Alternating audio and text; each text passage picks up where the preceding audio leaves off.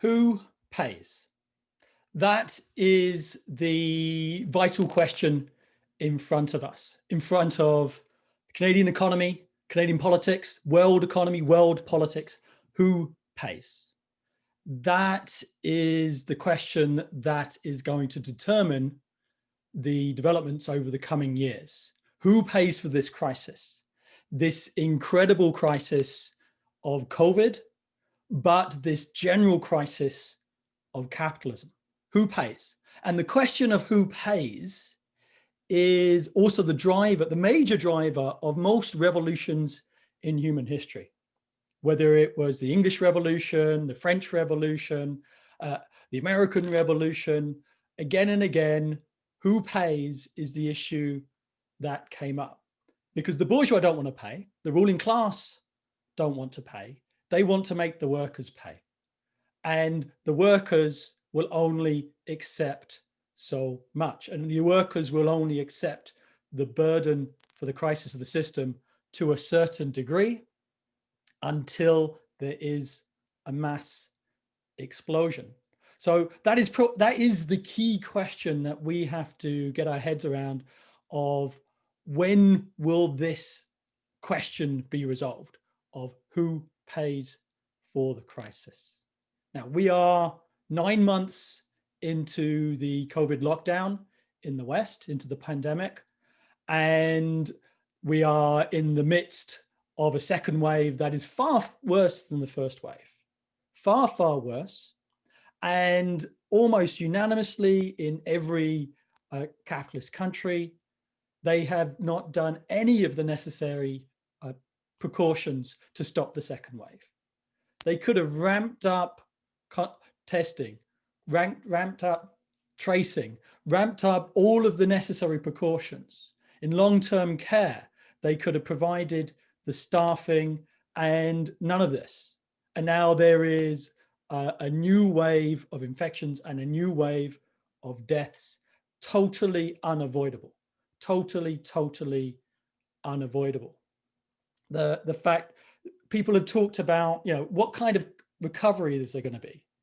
Is there going to be a V-shaped recovery, a U-shaped recovery, an L-shaped recovery, all of these things? Well, what we're mostly seeing is what's known as a K-shaped recovery, that the rich go up and the poor go down, that there's this divergence. And you've seen that in Canada, the same as every other country on the planet. In fact, in Canada, the top 20 richest billionaires added $37 billion to their wealth during the period of COVID. Incredible. While the workers are just surviving. The workers are just hanging on for dear life, massive unemployment, relying upon various supports, and there's a wave of tent cities and homelessness. Workers are just hanging on and facing the worst of the pandemic. And the bourgeois are totally heartless, They just sacrifice the workers. So it's like sacrificing to the god of Mammon, that they putting the workers into the grinder, and as long as the profits keep flowing. In fact, statistics have come out that if you are rich, you are 6 times less likely to get infected than if you are poor. And that doesn't say anything about mortality rates. So again, if you're poor, you're far more likely to die. You're far more likely to have serious complications from COVID than if you're rich. Like Donald Trump said, oh no, it was no problem getting COVID. Well, of course, he had the latest experimental drugs that aren't accessible to the general population, and he had the best conditions. Whereas if you're stuck in poor housing, poor nutrition, poor conditions, all the rest of it, you're going to have a much worse outcome than the bourgeois. So that there is one COVID for the rich and another COVID for the poor. And you're seeing the world of work being a major driver of infection. The region of Peel, just outside of Toronto, Brampton, which is known as a concentration of working class people and Southeast Asian population, that this has the worst COVID rates in Ontario, is Brampton and Peel and that region. And of course, the reactionaries start coming up with all these racist explanations of why Brampton's doing badly. The multi-generational families, big weddings and stuff like that. Total racism, total utter lack of any scientific basis behind any of these claims. What the difference is that Brampton has industry. Brampton has manufacturing and essential services. Brampton has the airport, Toronto Pearson Airport, that so major focus of infection, and the bourgeois don't care. They don't care for the workers. They don't care if there's those rates of infection, and what they end up doing is inside the factories there isn't the social separation. There isn't the necessary PPE. So people get infected on the assembly line. But even if they do everything correctly, which they don't, even if they did everything correctly, it is the general social conditions that lead to the spread of COVID. Because low pay shift work, well, that forces these workers to come in on crowded transit or carpool. Everyone in that car gets infected, or they go home. They live in high rises. That everything they do leads to increasing those infection rates. So the racist answers are bunk. It is capitalist profiteering and industry. That's where this is coming from, and that's where this is being driven. So what's happening? So they're totally sacrificing the workers, but there haven't been mass explosions in Canada. And one of the reasons for this is that there's been significant government handouts. There has been the CERB or CRB payment to the workers, about $2,000 per month. But there's also been massive corporate bailouts. And the right-wing media like focusing on CERB. So like, oh my God, lazy CERB claimants, like this is what they really care about. But in terms of the actual value of bailouts, it is 10 to 1. For every $1 given to a worker, $10 are given to bosses in forms of bailouts. That it's either wage subsidies or interest-free loans, forgivable loans, to the value of $700 billion. There's actually a secret fund of $700 billion to be given to big corporations, and they're just sucking this up. And the wage subsidies are the same value as the CERB, but no one complains about that because it's going to the bourgeois, it's going to the bosses. And but all of this corporate welfare, it's not sustainable. It cannot continue indefinitely. And to go along with the secrecy, let's go back to Brampton. You're getting all of these outbursts of the virus. Well, they're keeping it secret exactly where there's these locuses of infection. They're not revealing this. And what's even more scandalous is that the corporate media are going along with this. That you getting 50, 100, 200 people infected in a workplace, and this comes out in these figures. But then they refuse to say which workplace. They can't name and shame. And well, the government is doing that to protect the bosses, but also the media is doing that. And it's not as if there's been a court order saying you can't publish this stuff. This is just a decision of the government, but the corporate media is going along with this. So I don't know why you don't get a good investigative journalist. You know, there's going to be like hundreds of people either infected or in quarantine, and it wouldn't be that hard to sort of do some research and find out where these points of infection are. But then here you see the media and the state collaborating to protect the capitalists. Utterly scandalous. So we're seeing these bailouts, but it is largely wasted money. Like I'll give you an example. Leon's, the furniture chain.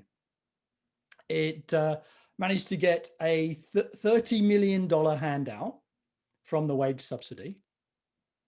What did they do with that handout? Well, they restructured, they closed some shops, they laid off a bunch of workers, and then they gave $24 million dividend to their shareholders. So there's nothing productive about any of this. There's nothing productive at all. It's totally wasted money. So for half of the businesses that are getting handout, they don't need it. They absolutely don't need it. It is just a transfer of wealth to the rich. And the other half of the businesses that are getting handouts, well, they're dead anyway. They're going to die. All they are surviving on is government handouts. They're what is known as zombie corporations. They're going around. In fact, there's wide-scale statistics around this, that the bankruptcy rates have gone down. Bankruptcy rates have gone down, but the number of corporations contributing to payroll has gone down by 100,000 corporations. 100,000 corporations have just disappeared, right? They're not paying any workers, but they also haven't gone bankrupt. How do you explain this? They are living off the government handouts. They live it. So, and so this is an epidemic of zombie corporations. No one knows how deep it goes. And between the zombies and the corporations that don't need the money is a very, very narrow sector of where the handouts make the difference between them surviving the pandemic and thriving in the future, versus if they didn't receive that money, they'd go under right now. It's an incredibly minor amount, but the handouts are getting no economic benefit in terms of the wage subsidies, in terms of the interest-free and forgivable loans, or anything like that. And CERB is also not a solution. CERB is not a solution. The $2,000 a month is not a solution. This spends approximately 3 seconds in the hand of the worker before it is snatched away by the landlord in rent, by the credit card company in interest payments, or by Galen Weston in expenses for groceries. So this is the fundamentally unsustainable nature of all of these bailouts and handouts. But we should remember, COVID did not cause this crisis. COVID didn't cause the crisis. The crisis was well underway and in preparation before COVID hit. COVID didn't cause the crisis. In fact, you read our literature a year and more ago, we were explaining exactly how a classic capitalist crisis of overproduction was being prepared. And we said it just needed one spark, one thing to set it off, the smallest thing. Well, the thing that set it off wasn't that small. It was COVID. It's a crisis in and of itself. But there is a classical capitalist crisis of overproduction, which is shown through overcapacity. That is ongoing and has not been resolved, has not been solved. And when COVID ends, we hear talk about vaccines. Who knows when they are going to get mass distribution, whether it's next summer or next fall or even later, who knows? But eventually the world will come out of this, and that distribution of the vaccine will be inequitable. The rich will get it first, and rich countries will get it first before the poor. You can guarantee that. That's the law of capitalism, rather than what would benefit society as a whole the most. But eventually we'll come out to this. But it's not as if the economy will flower at that point. No, there's still the old crisis of overproduction that would be unresolved. Crisis overproduction exacerbated by all of the debt that they've added during this crisis and before. What they're doing is, this year in Canada, there's approximately $350 billion of deficit, historically the highest deficit in Canadian history. This amounts to approximately 19% of GDP, which is higher than most OECD countries. I think the average for the OECD is something like a 16% deficit. And in addition to that, they're printing money, so-called quantitative easing, to the value of $5 billion a week. $5 billion a week of purely imaginary money. They're just printing. Although they do it in a way that it goes to the big banks and the big corporations first. So it isn't given to working class people. But how can they manage this? How can they? Because normally you'd expect printing money and deficit finances to be massively inflationary, and it hasn't been inflationary, and there hasn't been a massive crisis in terms of government funding, in terms of being able to cope with the deficit financing, because actually interest rates are historically low. They're massively low. And so even though on a higher debt basis, the debt servicing, your monthly credit card payments of the government are actually down because of historically low interest rates. And it's not been inflationary right away, because if it wasn't for the printing of money, there would be massive deflation. There would be a massive decrease in prices. So it's, and you saw this during the Great Depression. You saw this during the Great Depression, or decrease in prices, that between 1929 and 1933, deflation was anything between 5 to 10% annually, meaning prices went down, not inflation, prices went up. And they had a laissez-faire approach. The government stayed out of the crisis, let corporations go bankrupt, let banks go under. Over 4,000 banks in the United States went under between 29 and 33. That was the approach, the deflationary approach in the Great Depression. Whereas now they have a monetarist approach where there's socialism for the rich and capitalism for the poor. That this is the K-shaped recovery, that the rich, the bankers, the bosses are being bailed out. And instead of the deflation that you got in the Great Depression, inflation has been roughly flat. That the two elements are counteracting. If you print money, you reduce the value of money, and but you've also got a crash in demand. Supply is way higher than demand, which pushes prices down and doesn't let the reduced value of money result in actual inflation. But although there have been inflation in certain areas, that the TSX, for example, the Toronto Stock Exchange, has just recovered all of its 2020 losses. So you'd think that in this crisis, the stock market would be down. It did crash, but now it's recovered on the basis of all this corporate welfare. So there has been an inflation in stock prices. And that explains a lot of the transfer of wealth to the rich, is this inflation in stock prices. And that while there hasn't been inflation in the general economy yet. So this brings us back to, eventually, supply will come back into balance with demand. Prices will again reflect value and reflect the diluted value of money, at which point interest rates, debt servicing fees, and inflation will rise.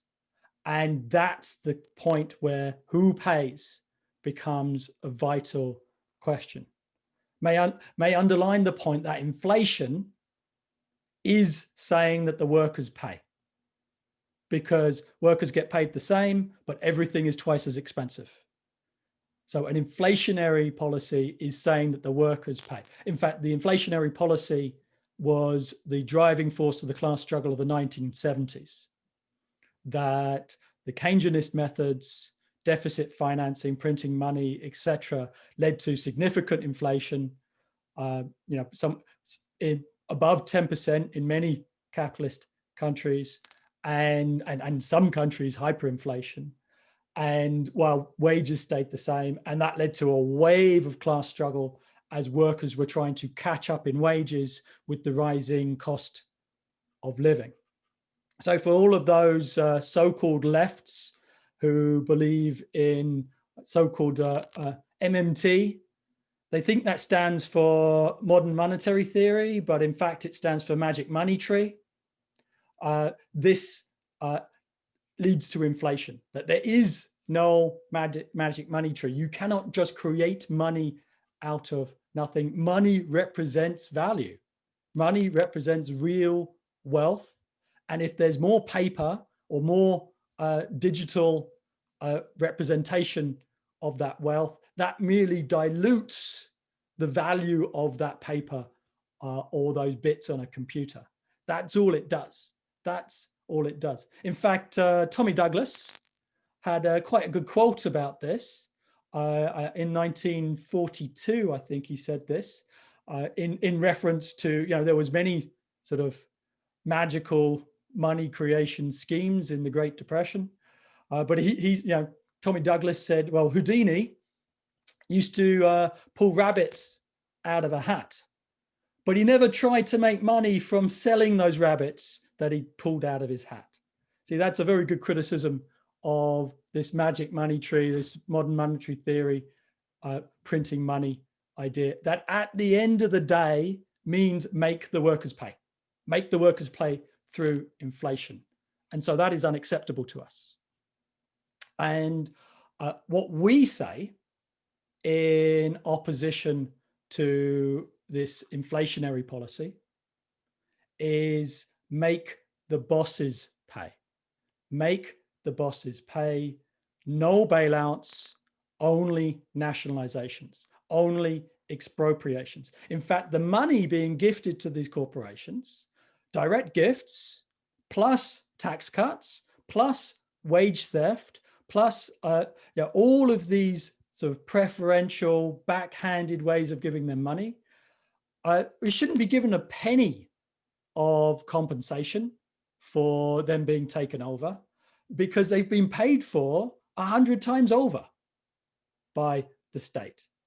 They've been paid for. So, and the fact that there's, a 10-to-1 ratio of bailouts versus money to workers really does express the contradiction here, that people will say, well, why aren't we owning this?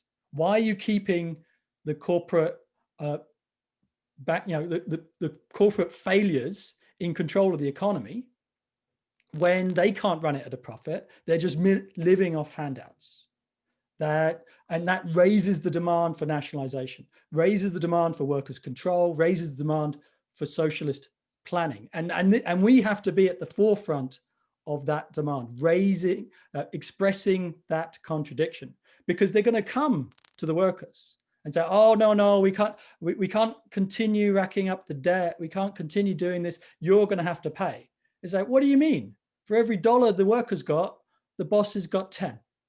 They must pay, and we'd expropriate, take them over and run society for need and not for profit. This has got to be a central part of our agitation, not universal basic income, not even tax the rich for that matter. Because, you know, tax the rich, what are you taxing? They're not making, they're just sucking in bailouts right now.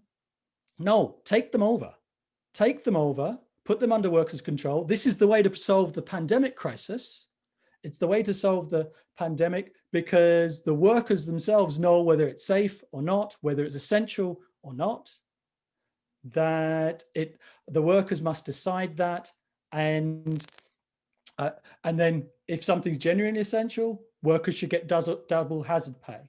If it's not genuinely essential, then workers shut it down at full pay, stop the pandemic. This is essential, and nationalization is the only solution. No messing around with schemes like UBI. So eventually this contradiction will come, and they will try to remove the CERB or CRB or whatever survival mechanism for workers. But this is like, you know, the saying of, you know, riding the dragon, that the problem comes when you have to step off. The bourgeois have set this up, but the social effects of removing the support to working class people are massive. You'd have millions of people thrown out of their subsistence. That has revolutionary implications just on itself. So eventually must decide who pays. Now this can be delayed for a certain period. It can be delayed. That you know, they put $350 billion of deficit this year, 19% of GDP. Wouldn't be surprised if they put another $350 billion, another 19% of GDP next year. They could do that for 1 year, 2 years, maybe 3 years. But the bigger the delay, the bigger the debt bill. The bigger they are, the harder they fall. And eventually this contradiction needs to be resolved. Cannot be avoided. Nothing cannot be avoided. Somebody's going to have to pay. All right, but does this mean class peace until this is resolved? Does that mean they're just going to continue delaying and delaying and delaying? No, not at all. There is plenty of combustible material. That mass struggle could literally burst out anywhere. You know, from the injustice of COVID, petty profiteering in the pandemic, racism, police violence, the Indigenous struggle, evictions, tent cities, anything literally could be a spark for a new wave of struggle. Because it's not as if the current conditions are good. It just means that there is this wall that cannot be avoided. And the hypocrisy of bailouts in failed capitalism. It shows that capitalism doesn't work, but this serves to polarize the situation massively. All right, but what are the other equations in terms of the class struggle? It's not just a factor of the objective injustices and exploitation of the masses. It is also the question of subjective organization. Subjective organization truly matters. And in that equation, the workers' movement is seriously lacking in a subjective factor, in subjective leadership. The union leadership are doing everything in their power to stop the struggle of the workers. Absolutely everything in their power to stop the struggle of the workers. And the NDP, New Democratic Party, are doing everything in their power to prop up the Liberals. In fact, the NDP have got more confidence in the Liberals than the Liberals have in themselves. The Liberals are trying to engineer their own defeat, engineer their own no confidence vote in themselves. And the NDP said, no, you must stay in power. Yeah, we have confidence in you, even if you don't have it in yourselves. So it's ridiculous, utterly ridiculous. Trotsky mentioned this in the key point of the transitional program. The crisis of society is the crisis of working class leadership, and it has never been worse. Never been worse than this. In fact, the NDP actually proposed the wage subsidy program. They're bragging about this. They brag that they proposed the wage subsidy program, which is the main gift to the corporations. Scandalous, totally scandalous. They should be totally ashamed. And they could, when it came to a confidence vote, they capitulated for minor changes to CERB and allowed the Liberals to regain their support. That the Liberals were very low, and if the NDP had actually put forward socialist policies and talked about the failure of capitalism and the need for nationalization, workers' control, that only capitalism has failed and only the workers can solve the crisis of COVID, then the Liberals would have been in a desperate position. But instead, the NDP just appeared as the left wing of the Liberal Party, all the same stuff as the Liberals, just at 10 or 20% more expensive. Then is it a surprise that the Liberals have recovered and the NDP are doing very badly? In fact, Trudeau's trying to engineer his own defeat of the minority government so that can have a snap election and get that majority could give him an easier hand for the austerity to come, right? And the NDP messing around with various little reforms, whether it is like one thing they propose is a 1% tax on wealth above $20 million. Well, and this is just so pathetic to be laughable. It'll bring, if the bourgeois don't hide their money and take it all to the Cayman Islands, it's expected to get somewhere around $5 billion. We should remind ourselves that they've been printing $5 billion every week in quantitative easing. So $5 billion a year. So it's pathetically small. You can do very, very little with that money. But their logic is that if you, actually the criticism of tax the rich, it's correct criticism that we explain. If you tax the rich, they won't invest.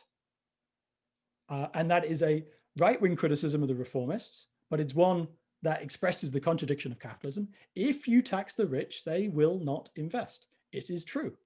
It is utterly true, as long as they maintain ownership, which is why we call for nationalization, workers' control, socialist plan of production.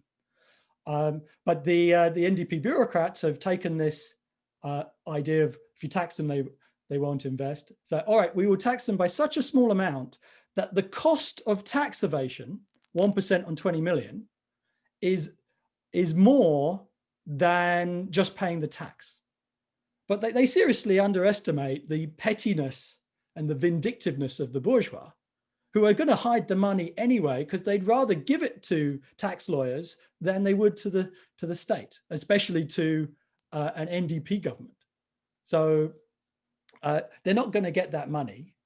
And the other things they put forward is, it's a wealth, a pandemic sort of windfall tax, like a tax on profits during the pandemic, and to double the corporate tax rate. But that's just taking the corporate tax rate from 15 to 30%. This is these profiteers shouldn't get any of that money. It's just pathetic. And the other thing is UBI, universal basic income, which Rob's going to go into in the next session. But the fact that the right wing of the NDP and the left wing of the Liberals support this thing tells you it is not a radical demand, right? It doesn't solve the problem, and it doesn't solve the question of who pays.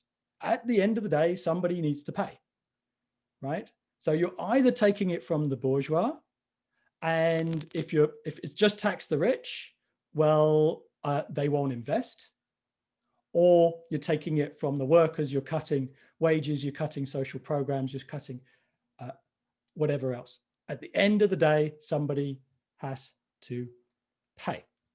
So it seems quite likely there's going to be an election next year. Trudeau's going to do everything in his power to engineer one, but it's totally impossible to predict the result. Totally possible to predict the result. But the reality is that things have developed so much that you've got this betrayal of the workers' leaders, and talk about the labor movement. Oh my God!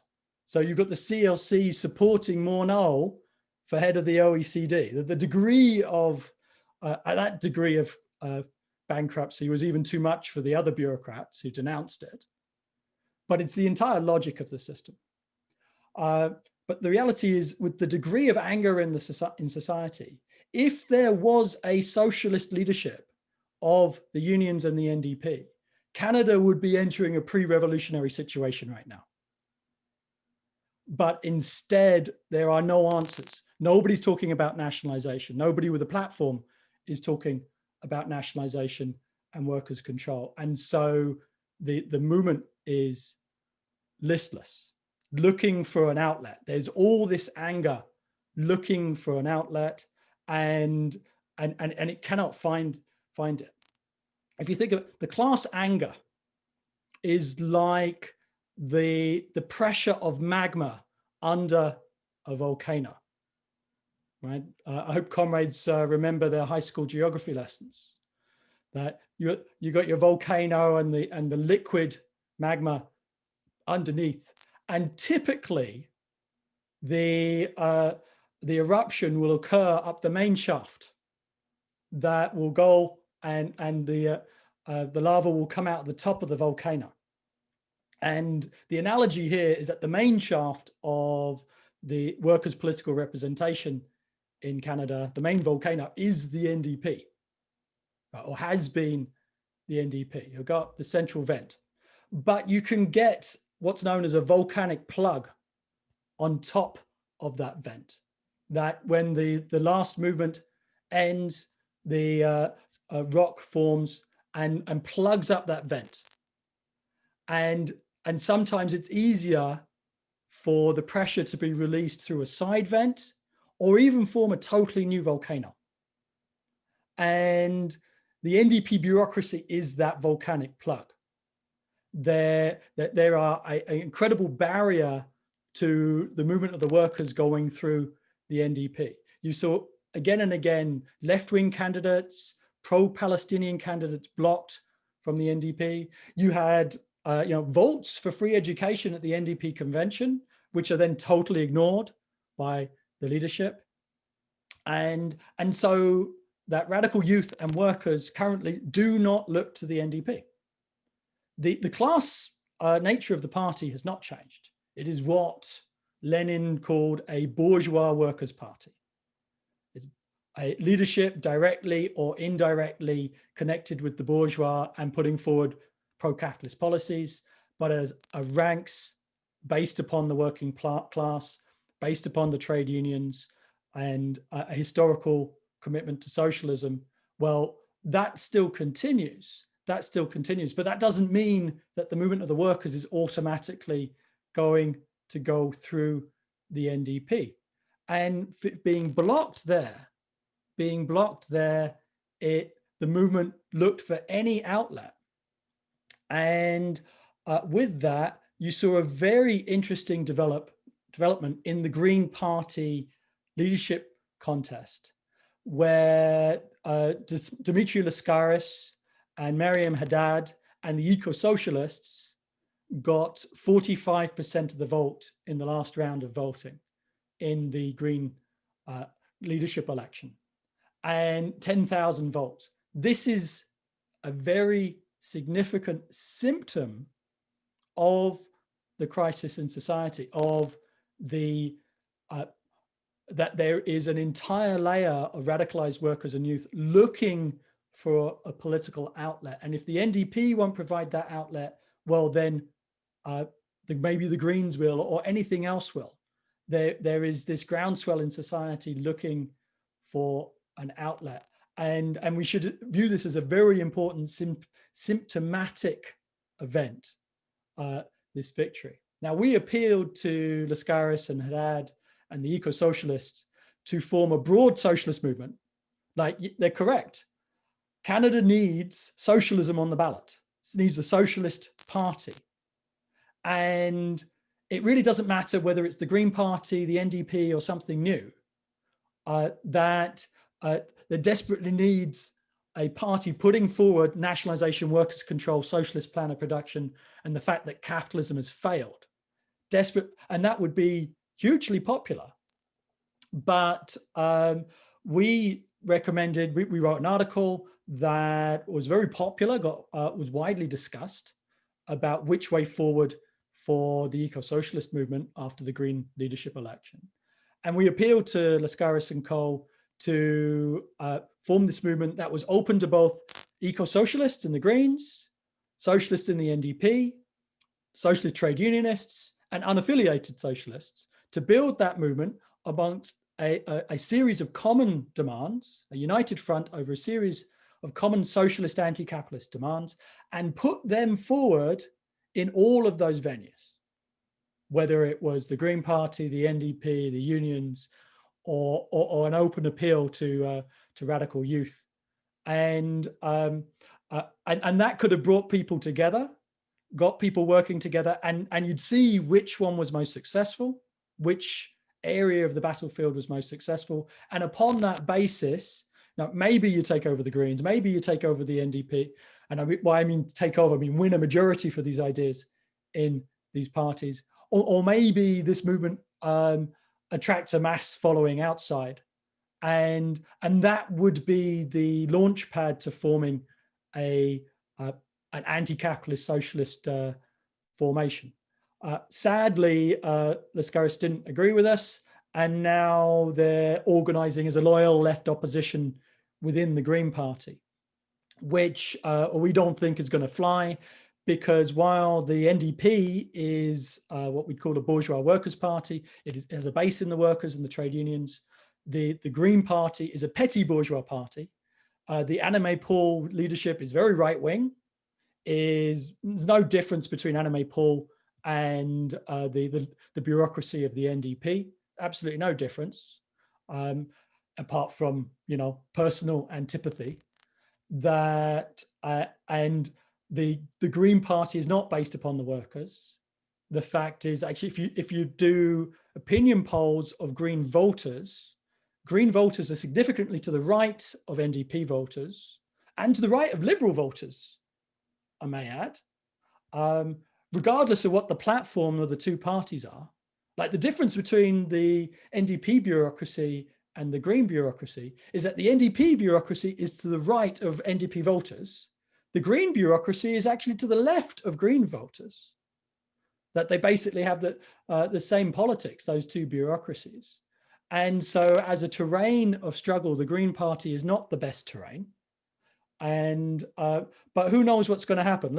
The eco-socialists aren't going anywhere, and maybe they'll be expelled. They'll be expelled for sort of anti-Semitism. They've already tried to use the anti-Semitism slur against Lascaris, same as they've used against Corbyn. It's absolutely vital that the left not show the weakness of the left of the British Labour Party and the Corbyn movement in terms of standing up to these anti-Semitism slurs. It's vital that the left does not fall into anti-Semitic tropes, absolutely. But this is being used as a stick to beat the left. It's ridiculous and totally hypocritical by the right wing. You had Stephen Harper going to far-right groups, far-right anti-Semitic groups in Ukraine. You had Rob Ford hugging anti-Semite, fascist or far-right, alt-right individuals.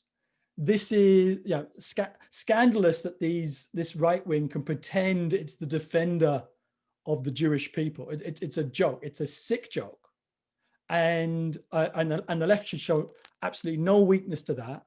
While also, look, being very careful not to fall into anti-Semitic tropes. It is not necessary to blame Jews. Jews are not responsible for the state of Israel. Absolutely. The Jewish people are not responsible for the state of Israel. In fact, the state of Israel is the exploiter and the oppressor. The Jewish ruling class, so the Israeli ruling class is the oppressor of the Jewish people. So we cannot fall into this. But explosions can literally happen anywhere. Who knows where the eco-socialists will end up? Yes, they might be expelled. New movements may happen. And explosions can literally happen anywhere. And Marxists must be ready to positively engage with any movement, any mass movement of the workers, recognize its progressive elements and its confused or reactionary elements, and intervene to promote the progressive side of the movement, and patiently explain the need to overthrow capitalism, the need for workers' organization, the need for revolutionary Marxist organization to support those movements and help them to win. And so we don't know exactly where things will blow up. We know things will blow up, and we must be prepared to intervene as necessary. Although one area to focus on a likely area of struggle is Alberta. Alberta, who would have thought that we would be identifying Alberta as the center of revolutionary struggle in Canada, right? Alan Woods' favorite Bible quote, and the first shall become last and the last shall become first, right? That Alberta, Canada's Texas, redneck Alberta is now on the front lines of the class struggle. And that just shows you, actually, ironically, for all of those Francophiles that talk about how Quebec is, the Quebecois people are organically more revolutionary than the rest of the Canadian population. It's frankly a racist argument. There's nothing special about the Quebec people. They're wonderful people, but in terms of the class struggle, there's nothing special about them. But in fact, the movement in Quebec has been in the doldrums for the last 5 years, has been far lower than previous, whereas the movement in Alberta is going up and up. Why? Well, there's objective and subjective reasons behind this. The objective reason is Alberta has fundamentally changed. It is not the redneck backwater of Ralph Klein and earlier of with a undeveloped class consciousness. No, Alberta has a developed working class with a class consciousness. And they talk about the development of class consciousness, that the workers start off as raw material for exploitation, but then develop consciousness and go from a class in itself to a class for itself. And the pivotal point in this change in class consciousness was the election of the NDP in 2015. This showed that Alberta had moved to more classic class politics, like Ontario, like Quebec, like BC.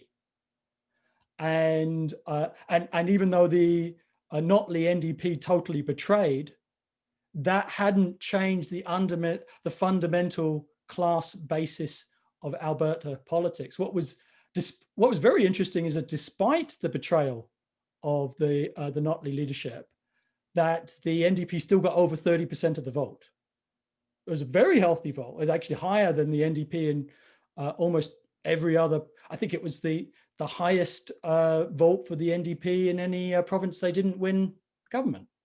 So it showed that the caste politics are all there.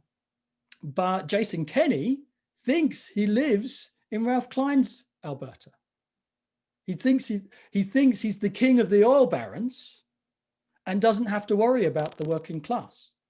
And so he's just attacking and attacking and attacking, 11,000 full-time equivalents cut from healthcare in the middle of a pandemic, this ridiculous right-wing Republican Trumpite ideological approach to the pandemic. Oh, personal responsibility, personal responsibility. It's like, you know, Margaret Thatcher says there's no such thing as society. We're all just a bunch of floating individuals. Well, the pandemic shows that's totally false. And the fact is that now Alberta has the worst incidence of COVID, that actually not just the rate of COVID in Alberta, but on some days, the total absolute numbers of infections are highest in Alberta compared than anywhere else in the country, even though Alberta has a third of the population of Ontario and half the population of Quebec. It's astounding. And whereas there was a COVID boost in popularity for most premiers in Alberta, now Kenney is desperately hated and is behind the NDP in the polls. So this actually expresses there is now a movement towards a general strike. Will there be a general strike in Alberta? Hard to tell. Depends on how stupid Kenney is, to be honest, on whether or not there will be a general strike. Some people say, well, you know, the leadership of the Alberta unions, they're no better than the leadership of the unions in the rest of the country, which is true. Which is true. There's not going to be a general strike in Alberta because of the leadership of the Alberta unions, but there might be one despite them if the pressure and the anger of the working class mean that the movement needs that expression has extended to that level. And I may add the fact that the forces of Marxism have doubled in Alberta in the last year is not an accident. Is not an accident. And we're growing a very good base in Edmonton, developing a base in Calgary and other sectors, and are growing in the West generally. This is very significant. Well, comrades, I'll bring things to a close. We are in a revolutionary epoch globally. It's wrong to say we are entering into a revolutionary epoch. We are smack bang in the middle of it. You saw the revolutionary wave in the second half of 2019. That was even before the pandemic. The pandemic cut across that a little bit, but none of the feelings, none of the anger has gone away. In fact, it's all been accentuated. So country after country will be rocked by revolutionary movements, and Canada will not be immune from that virus, from the virus of revolution. The Indigenous population in Canada is already in open revolt. I haven't had time to talk about it here, but we've talked about it elsewhere. But it will spread to other sectors. The Indigenous population are only sort of 4 or 5% of the Canadian population. But unlike previous Indigenous movements, where they didn't get much solidarity from the broader population, now there's large-scale support for the Indigenous movement because people see them fighting the same enemy, the same capitalism, the same state, the same corporate profiteers. So that is a point of struggle. But it will spread to other sectors. I guarantee you, it will absolutely spread to other sectors. But it needs organization. Anger is not enough. Pure spontaneity is not enough. You know, so-called sort of Luxemburgism from Rosa Luxemburg, who put the emphasis on spontaneity. Yes, there is spontaneous movement of the masses, a spontaneous movement and anger of the masses. We rely upon the democratic control of the workers and the creativity of the workers and oppressed and young people to be the motor force of revolution. But that motor has no power unless it's part of an engine, of a structure, right? And that's where organization comes in. Political organization, union organization. It needs revolutionary organization. And that's where the international Marxist tendency, Fightback, La Riposte Socialiste come in. Needs organization. And on the basis of this revolutionary epoch that we are in, movements outside of Canada will have their reflection in, and the movement within Canada will have its own impetus at the same time. But it's not an accident that with our correct ideas and correct methods, now the IMT is the largest revolutionary organization in Canada. From being the smallest, people used to make fun of us. Now we are the largest revolutionary organization, and we're actually on the cusp of becoming the largest Trotskyist organization in Canadian history. It's not a very high bar, to be honest, but it's something that we would be very proud to surpass. That this, we need to take the energy of the youth, unite it with the working class, and organize it. And we're already having some important successes. That we were the leading impetus in May Day in Toronto. We were the leading impetus in an anti-capitalist Labor Day in Montreal. And we played a significant role in the hospital wildcats in Alberta. We are starting to play a role in real world activity, not just abstract theory. Not to denigrate theory. You must unite the theory with the revolutionary practice.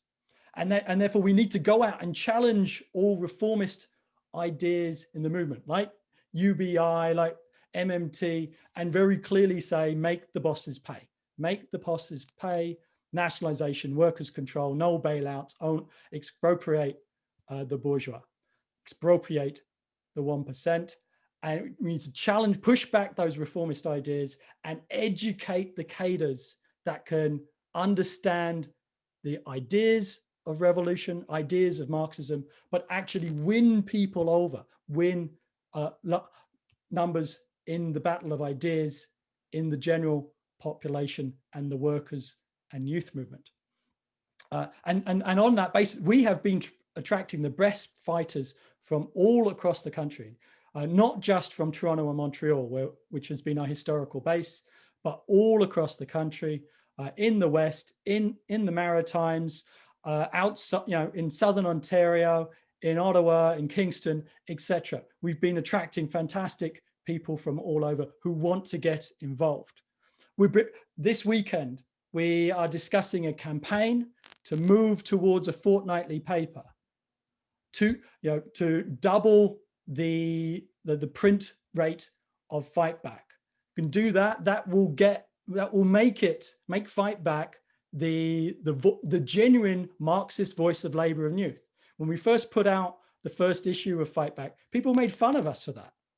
What do you mean? The Marxist voice of labor and youth? Surely just a Marxist voice of labor and youth. You're just a bunch of kids. And we're like, no, we're the Marxist voice of labor and youth. Maybe we were a bit arrogant. Maybe we needed to be. Maybe we wouldn't be where we were if we didn't have that incredible Marxist confidence and enthusiasm. That without enthusiasm, you can't build anything. And we have enthusiasm in spades.